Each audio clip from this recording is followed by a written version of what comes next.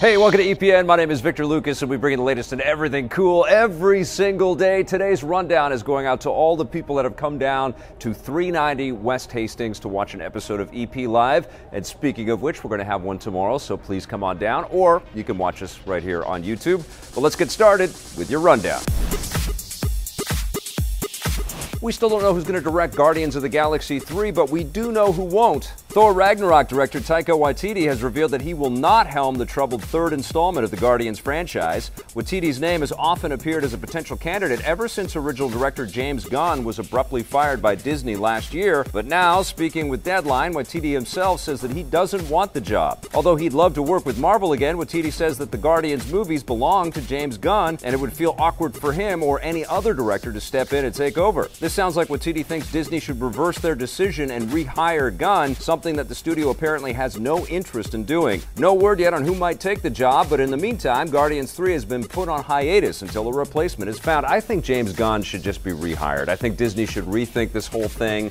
They should have some kind of reconciliation, bring him back out and have a press conference with all of the actors and bring him back on board. They're going to lose him to DC, and they're going to make Suicide Squad 2 a massive success, and Suicide Squad 1 was terrible. There should not even be a Suicide Squad 2, and James Gunn is way too talented to go over to the DC side and make that movie. And Guardians of the Galaxy 3 is going to suffer if James Gunn isn't there. I can't even imagine what director is going to take that job and feel, all the heat and get all the questions and all of the sort of expectations of it being a James Gunn caliber movie and not being able to live up to that. That'd be terrible for that director.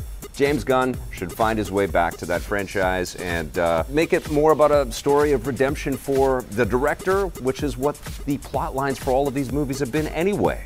The latest game in the Titanfall franchise is already a massive success. Respawn Entertainment and EA have announced that their new Battle Royale game, Apex Legends, passed 1 million registered players in its first 8 hours. The game was announced and released yesterday on the PC, PS4, and Xbox One, and uses the same Battle Royale format as Fortnite and Battlegrounds, but set in the Titanfall universe. The fact that the game is free to play no doubt helped with its player count, although 1 million is still an impressive figure, especially since 2016's Titanfall 2 struggled to find players. Respawn CEO Vince Zampella has thanked gamers for their support and says that they have big plans for the future. For example, lead producer Drew McCoy tells Eurogamer that they're working on cross-platform multiplayer between all systems, similar to Fortnite, and that's not the only thing they're working on. Zampella says they're also planning more Titanfall, and we can expect to see that as early as this year. I was a bit skeptical and nervous about Apex Legends coming out and kind of usurping the idea that a Titanfall 3 will ever happen, but because there's already been 1 million players jumping online to check this game out, and it's fun. It's kind of like this hybrid between a Fortnite and an Overwatch, or a PUBG and an Overwatch, which is pretty cool. Obviously,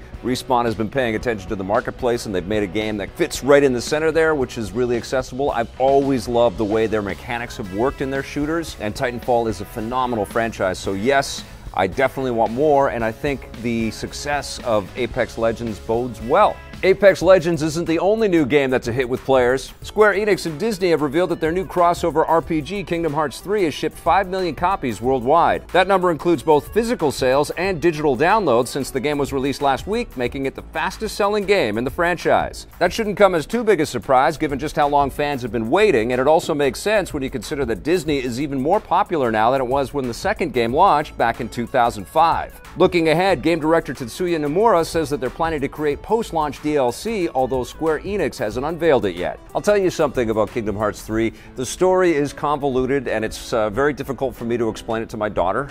Because there's all of these different characters and everything, but it lights up the screen and it lights up the room, and it's transfixed both her and myself when we sit there and play it, and all of these Disney-isms are flying across the screen, and we get all of these incredible light shows and beautiful boss battles and all of the connections to the rides at Disneyland, at Disney World. It's absolutely stunning. There's no wonder why it's such a huge success. It's a beautiful, beautiful escape, and my hat's off to everybody that's involved at Disney and at Square Enix. They built something really marvelous, and I think you kind of just have to give yourself over to the game and get lost in that world. It's a little bit crazy trying to make sense of it all, but I don't think you have to. I think you just got to put a smile on your face and sit back and enjoy the ride. With all the modern animation in video games and movies, sometimes it's nice to have a missing link to the past. Stop-motion animation company Leica has revealed a new trailer for their latest movie, Missing Link. The film features the vocal talent of Hugh Jackman as a famed adventurer. Bravo. Whoa. who befriends a Yeti, voiced by Zach Galifianakis. Yes, that's correct. And then struggles to return him to his home. The film's director, Chris Butler, says that this is Laika's biggest movie yet, with larger sets and more characters on screen than anything they've done before. It hits theaters in April.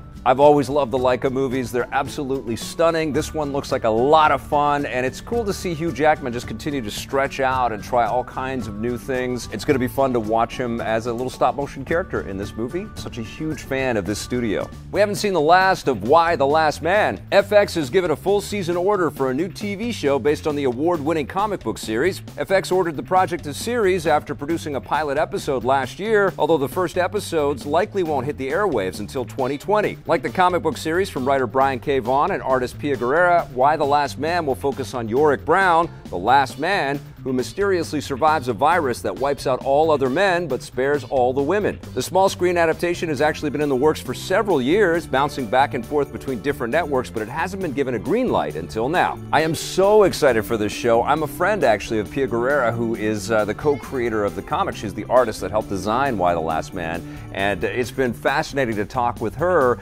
about what's been going on with this show, and I think FX is just the perfect home for it. It gets very dark, it gets very gruesome in certain spots, but it's also an incredible tale of hope, and hope in the face of hopelessness. And I think it might be one of these breakout Walking Dead style success stories out there. I don't want to jinx it before it starts to appear on our airwaves, but I think that it's going to be a lot of fun to watch this stuff unfold, and I know that everybody involved is paying close attention to the source material and trying to make all of the fans very happy. Can't wait for this one. It looks like publisher 2K wants to take on the Call of Duty franchise. Call of Duty World War II director Michael Condrey has left Activision to form a new development studio at rival 2K. They haven't said what the new studio will be called, but we do know that they'll be based in Silicon Valley, with Condrey overseeing the development of a new unannounced project. Along with directing Call of Duty World War II, Condrey also worked on other games like Modern Warfare 3, and before that he worked at EA and directed the original Dead Space. Don't expect to see the new 2K project for at least a few years. You know what? It makes a ton of sense for 2K to see that market as a potential opportunity for the company. They make tons of money with the big titles that they release, like all of the Rockstar games,